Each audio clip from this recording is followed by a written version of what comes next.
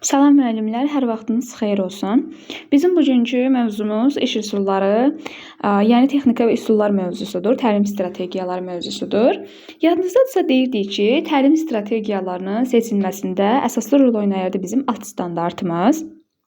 Və biz bunu alt standartın bir funksiyası kimi qeyd edirdik. Ümumiyyətlə bir məqamı diqqətinizə çatdırmaq istəyirəm ki, istər keçən dərski izahımızda, istərsə bu izahda bildirim ki, həm iş üsulu, həm də iş forması təlim nəticəsinə əsasən seçilir. Əgər bizim testdə qarşımıza çıxsa ki, iş üsulları, iş formaları məzmuna əsasən seçilir, mövzuya əsasən seçilir, və yaxud da məzmun xəttinə əsasən seçilir, əsas standarta əsasən seçilir. Bilin ki, bunların hər biri yanlışdır. Desək ki, təlim üsulları, iş formaları, iş üsulları nəyə əsasən seçilir?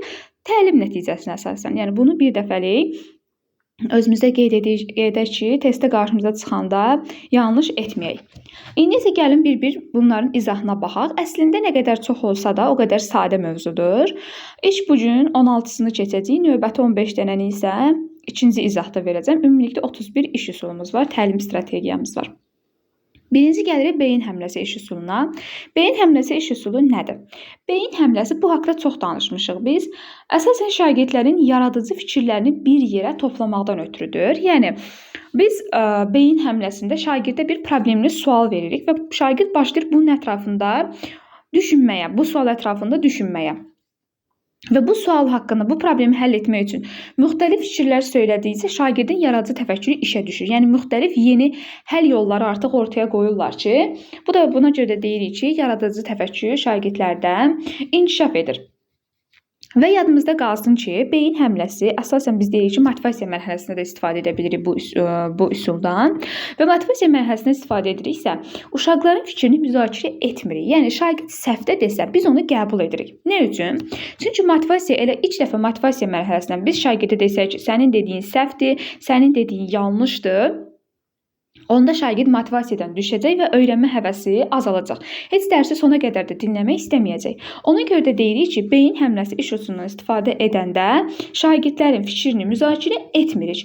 Yəni onlar fikir söyləməkdə sərbəst olurlar. Onlar bilməlidirlər ki, səhv də, yəni onların dediyi səhv də ola bilər, düz də ola bilər. Yəni bir növ bilirsiniz, səhv etməyi də onlara öyrətmiş oluruq.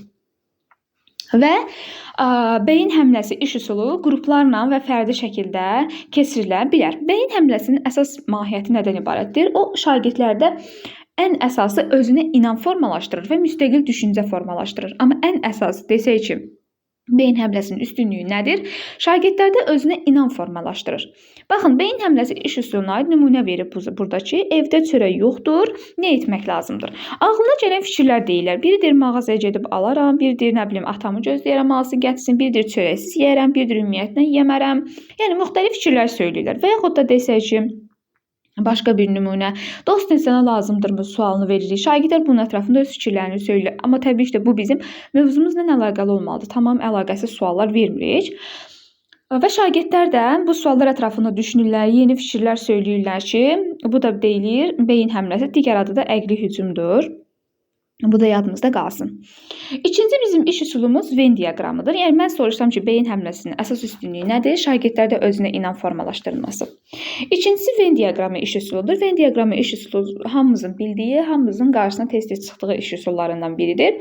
Bu iş üsulunda əvvəlcə riyaziyyat fənni üçün istifadə olunurdu, amma hal-hazırda bütün fənlərdə istifadə olunur və hər hansısa bir anlayışları müqayisə etmək, oxşarlıqlarını, fərqli cəhətlərini tapmaq üçün istifadə olunur.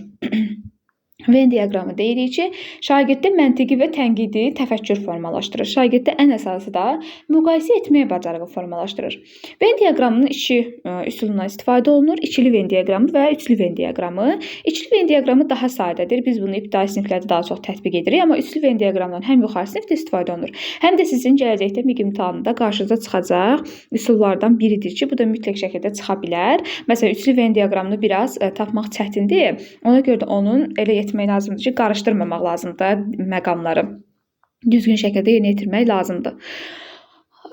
Daha sonra gəlir bizim Sokrat dialoqu iş üsulumuz. Sokrat dialoqu iş üsulumuz nəyə xidmət edir? Deyirik ki, Sokrat dialoqu sual-cavaba əsaslanan bir üsuldur və verilən cavabdan mən sizə sual verirəm. Həmin bu verilən mənə verdiyiniz cavabdan yeni bir sual ortaya çıxardıram. Məsələn, deyirəm ki, Kurikulum nədir? Siz də deyirsiniz ki, təlimin təşkili, məzmunu, təşkili və qiymətləndirilməsi. Aha, mən də sonra sual verirəm ki, bəs yaxşı, məzmun nədir? Siz də deyirsiniz, məsələn, bu məzmun budur. Mən də deyirəm, yaxşı, sizcə müəllim mərkəzli, şagird mərkəzli. Yəni sizin verdiyiniz cavablarda mən yeni bir suallar ortaya qoyuram. Və bu Sokrat dialoqu sonsuz sayda davam edə bilər. İstədiyimiz formada bunu uzada bilərik və müxtəlif fikirlər səsləndirə bilərik. Sokrat dialoqu deyirik ki, fikri lakonik ifadə etmək üçün ən deməli ki, belə deyək də ideal iş üsullarından biridir. Bundan başqa 2 dənəsi də var. Yəni 3 iş üsulumuz, hər üçündə deyirik ki, Sokrat dialoqu, klaster və sinqveyin. Hər üçü fikirləri lakonik ifadə etmək üçün istifadə olunur. Yəni ən mükəmməl üsullardan biridir. Mən sizə sual versəm ki, hansı iş üsullarını fikir lakonik ifadə olunur, siz də deyəcəksiniz ki, Sokrat dialoqu, klaster və sinqveyin. Sokrat dialoqu deyirik sonsuz sayda davam edə bilər. Bəs bu Sokrat dialoqunu necə bitiririk? Yadınızda qalsın ki, bir qapalı sual verməklə Sokrat dialoqu iş üsulunu bitirə bilərik. Daha sonra gəlir qızıl dairə iş üsulu. Qızıl dairə iş üsulu 3N adlanır. Yəni burada 3 dənə N hərfi ilə başlayan sual var. Nə, niyə, bir də necə sualları. Baxın, qızıl dairə iş üsulundan layihələrin hazırlanmasında əsasən istifadə olunur. Dinləyib anlama, oxuyub anlama bacarığı formalaşdırır və yadımızda qalsın ki, qızıl dairədə də 3 dənə sual var. 4N1K H-da da suallar var. 4N1K H ikinci hissədə olacaq amma. Bu qızıl dairə iş üsulu ünsiyyət texnikasıdır.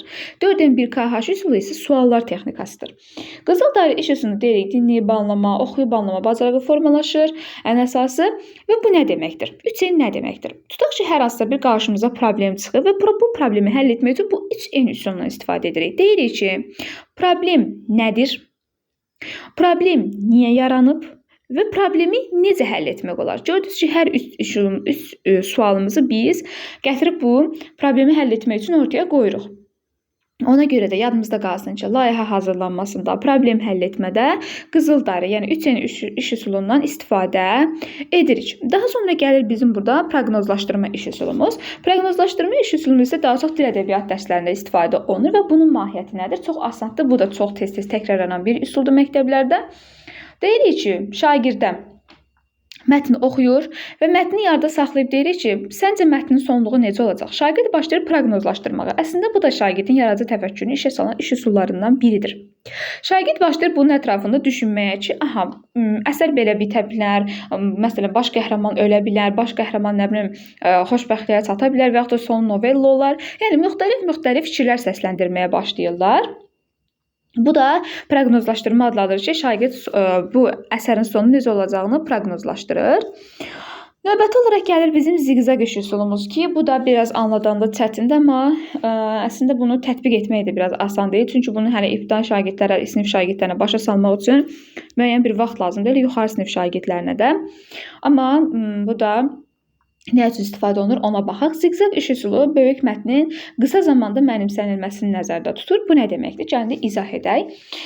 Deməli, biz mətni müəllim əvvəlcə hissələrə bölür və əvvəlcə şagirdlər 4 qruplaşırlar və sayırlar. 1, 2, 3, 4. 1, 2, 3, 4. Hər qrupda deyim ki, 4 nəfər var da sayırlar. 1, 2, 3, 4. Keçirik ikinci qrupa. 1, 2, 3, 4. Sonra üçüncü qrupa. 1, 2, 3, 4. Yəni bu formada. Qruplara əvvəlcə bölünüblər bunlar. Daha sonra həmin o hər qrupdakı birlər bir komandaya gəlir. 2-lər bir komandaya, 3-lər bir komandaya, 4-lər də bir komandaya gəlir.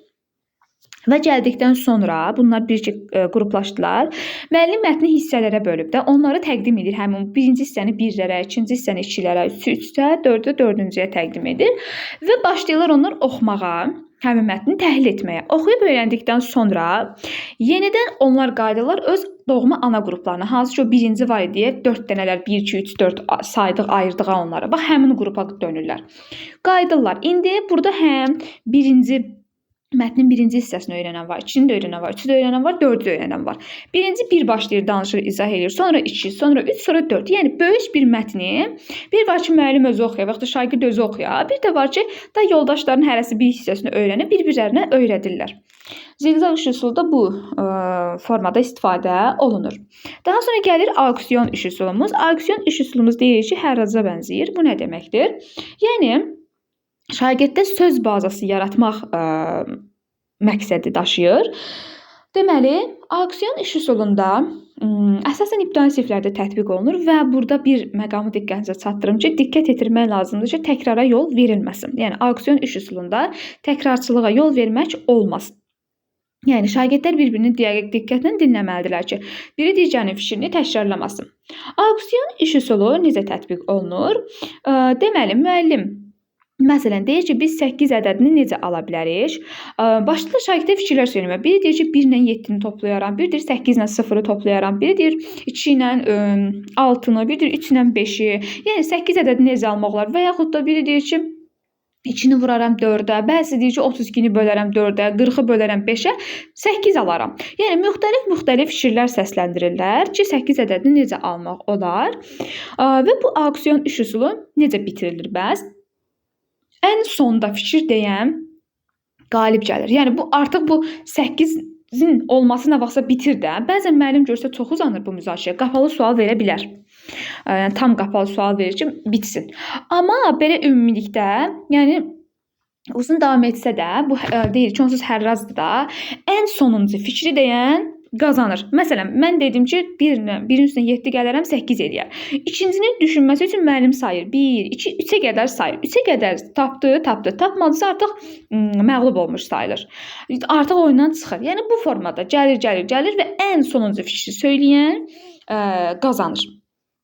Daha sonra burada iki bir-birinə oxşayan iş üsulumuz var. Əşya və hadisələrin müxtəlif nöqteyi-nəzərdən baxılması və əşyaların qeyri-adi istifadəsi. Birinci, əşya və hadisələrin müxtəlif nöqteyi-nəzərdən baxılması iş üsuludur ki, burada deyir ki, şagirdə yaradıcı və tənqidi təfəkkürünü inkişaf edir və bu iş üsulunun əsas mahiyyəti şagirdlərdə empatiya bacarığının formalaşdırılmasıdır. Məsələn, bu nə deməkdir? Burada sual vermiş. Yağış yağır. Bu hadisəni necə qiymətləndirək? Baxın, hər hansı bir hadisədir. Bunu müxtəlif nöqteyi nəzərdən baxırlar. Biri deyir ki, taksi sevinir ki, müştərisi çox olacaq. Biri deyir ki, ay Allah, nə bilim, ev olmayanlar çöldə qaldı, onlar istənəcək. Biri deyir piyadalar kədərlənir, yağışda qaldı. Çətir satanlar sevinir, müştərisi çox olacaq. Şagirdlər müxtəlif fikirlər söyləyirlər. Və yaxud da MİQ imtahanı keçirilməsinə bağlı sual verim ki, sizcə MİQ imtahanı keçirilməsinə bağlı fikirlərinizi hər bir fikir deyəcək. Bir deyəcək keçirilsin, bir deyəcək keçirilməsin, bir deyəcək universiteti bitən kimi elə işə qəbul olar, bir deyəcək yox elə şey olmaz, başqa formada olsun. Hələ müxtəlif fikirlər söyləyirlər və şagirdlərdə təhlil etmək bacarığı formalaşmış olur. Deyirik ki, nə üçün bəs empatiya deyirik? Baxın, deyir ki, burada piyadalar kədərlənir çünki yağışda islanırlar. Artıq şagird özünü o piyada yol gedənlərin yerinə qoyur. Onun yəni halına yanır, halına acıyır. Bu mənada deyirik biz. Bir də var əşyaların qeyri-adi istifadəsi. Bu da bilirik ki, yaradıcı təfəkkür inkişaf edir. Bunu dəfələrlə izah etmişəm. Həm səriştələr mövzusunda, həm təfəkkür mövzusunda, eyni zamanda bulum idrak taksonomiyasında. Bu da mənası o deməkdir ki, yəni hər hansısa bir əşyanı, nə bilim, stulu, nə bilim, nərdivanı, hər hansısa bir başqa bir şeyi necə istifadə edə bilərsən.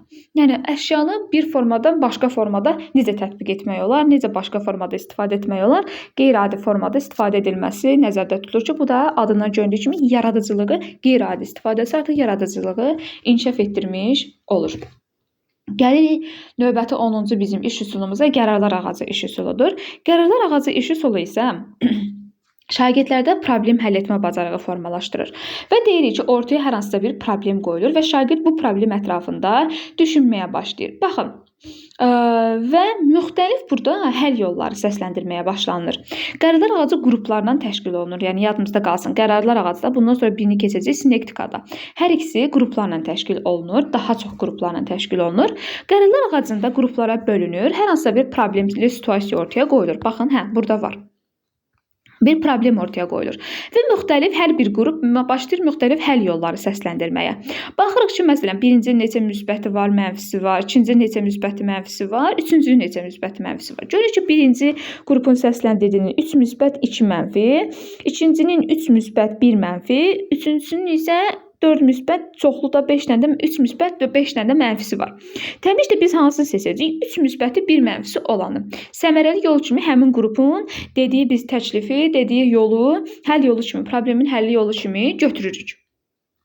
Bir də vurğulayıram, qərarlar ağacına qruplara bölünürlər şagirdlər. Problemin həll edilməsi üçün müxtəlif situasiyalar səsləndirirlər, həll yolları deyirlər və bu həll yollarından ən optimal olanı, ən düzgünü olanı da seçirik və problemi həll edirik. Daha sonra gəlirik bizim iş üsulumuz sinektika. Bu da qruplarla təşkil olunur. Bu da rahat iş üsuludur və tənqidi təfəkkürü inkişaf edir. Sinektika iş üsulunun fərqi nədir? Sinektika budur ki, problemi qoyanda şagirddir, həll edən də şagirddir. Yəni şagirdlər iki qrupa bölünürlər. Bir qrup problemi irəli sürür, digər bir tərəfdə problemi həll edir. Və yaxud da yerini dəyişik sonra növbət dəfə bu bir qrup problemi qoyur ortaya, digər qrup həll edir. Yəni ən əsası şagirdlər problem həll etmə və tənqidi təfəkkürü formalaşdırır. Hər ikisini də edən şagirdlərdir, həm problemi ortaya qoyanda, həm də həll edən. Bu formada. Gəlirik sonra nə olardı əgər iş üsuluna? Nə olardı əgər yaradıcı təfəkkürü inkişaf etdirir? Necə deyirik bunu? Bu proqnozlaşdırma ilə eynidir, birə-bir eynidir. Yəni demək olar ki, məsələn, mən şagirdə yol hərəkəti qaydalarını keçirəndə şagirdlərə sual verirəm. Uşaqlar, əgər günəş burada verilib. Yol nişanları olmasaydı nə baş verərdi? Bir deyəcək qəza olardı, bir deyəcək. Yəni hərə müxtəlif fikir söyləyir və yaxud da deyirik ki, İşıqfor olmasaydı nə olardı və yaxud da məktəb olmasaydı nə olardı? Şagirdlər başlayır proqnozlaşdırma aparmağa. Proqnozlar verirlər ki, məsələn, işıqfor olmasaydı bu olardı, yol nişanları olmasaydı bu olardı, məktəb olmasaydı belə olardı. Yəni başlayır müxtəlif fikirlər söyləməyə. Sonra gəlir bizim Freyer modelimiz. Freyer modeli bayaqları yadınızdadırsa, biz üsul dedik ki, həmin üsulda söz ehtiyatını artırırdıq, söz bazası yaradırdıq, auksiyon iş üsulu. Eyni zamanda Freyer modeli də söz bazası, söz analizi, söz ehtiyatını artırmağa xidmət edir. Freyer modeli nədir? Məsələn, baxın bunu necə tətbiq edirik? Biz Freyer modelini də biz qruplarla təşkil edə bilərik. Bəzən cütlərlə də aparıla bilir. Yəni cütlərlə də keçirilir, qrupla da keçirilir. Baxın, birinci ortaya verib bir dənə ədatı və deyir ki, ədatın ən birinci izahını, tərifini veririk. Daha sonra ona uyğun cümlələr qururuq. Sinonim, antonimini veririk. Və həmin o ədədlə də bağlı ədata aid olmayan xarakteri xüsusiyyətlər sadalayırıq. Bunu başqa cür də eləyə bilərik. Məsələn, hər hansısa bir buraya yazıq isim və yaxud da tənlik və yaxud da nə bilim müxtəlif fənlərdən də, yəni biz bura bir dənə söz yaza bilərik. Başlayırıq sonra bu söz haqqında əvvəlcə sözün izahını, tərifini veririk. Daha sonra nümunə veririk ona. Sonra nə sinonim, antonim yazırıq. Daha sonra onun xarakter olmayan xüsusiyyəti də yazırıq. Deməli, bu Freyer modeli ən çox fərdi aparılır. Bəzən isə cütlərlə, qruplarla da təşkil oluna bilər. Amma ən çox fərdidir, yadımızda qalsın. Sonra gəlirik bizim 14-cü iş üsulumuz Sinkveyin iş üsuludur. Bu nədir? Sinkveyin deməli, əvvəlcə, baxın, beşlik də deyilir buna. Bunun adı digər adı beşlikdir, beşlik modeli. Əsas fikri qısa şəkildə, lakonik şəkildə ifadə etmək üçün ən optimal üsullardan biridir.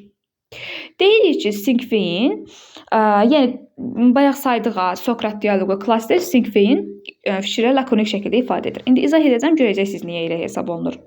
Birincisində hər hansısa bir söz götürürük. Tutaq ki, nə bilim, hər hansısa istədiyimiz bir nümunə götürə bilərik, kitab götürə bilərik, meyvə götürə bilərik, nə bilim, nar götürə bilərik və yaxud da istədiyimiz bir sözü yazırıq. Ona isim olmalıdır, amma birincisi istənilən fənn üzrə də tətbiq etmək olur. Məsələn, götürdük alma. Deyirik ki, alma və yaxud da nə bilim, armud. Sonra ona həmin armuda aid olan 2 dənə sifət yazırıq. Deyirik ki, şirin, dadlı və yaxud da nə bilim, şirin, uzun, sov. Sonra onunla bağlı 3 dənə feil yazırıq. Yeyirik, satırıq, suyunu içirik. Ondan sonra həmin bu dediyimiz var, bu armud, şirin, nə bilim, dadlı, uzun, sov. Yəni mən də ikisini deyək də, şirinlə dadlı olsun. 3 dənə də feildə bu yazdıq. Həmin bunları birləşdiririk, bir dənə cümlə qururuq. 4 sözdən ibarət söz birləşməsi və ya cümlə qururuq. Və ən sonda bir dənə yenə isim yazırıq. Baxın, birincidə də isim yazmışıq, ikincidə də isim yazmışıq.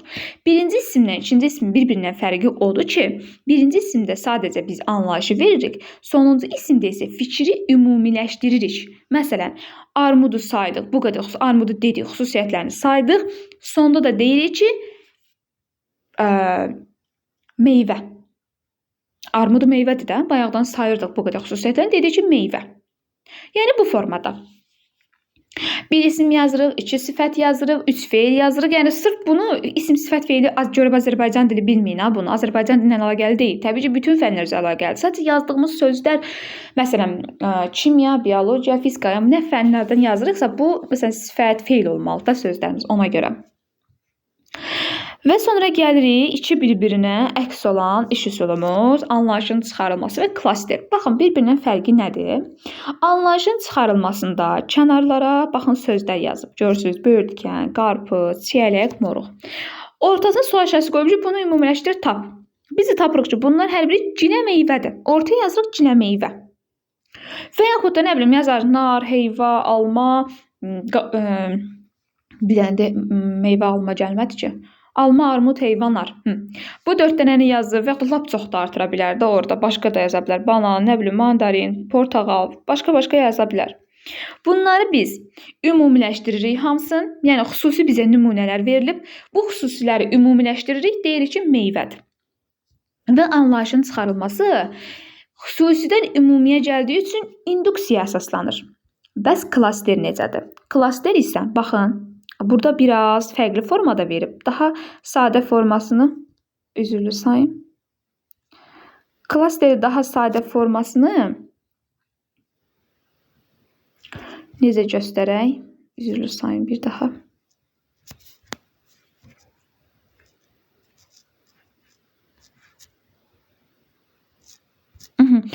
Ya da tez belə izah edeyim. Klasterdə deyirik ki, çünki proqram ola bilsin ata bilər, girib çıxdığıma görə. Deduksiya əsaslanır klaster.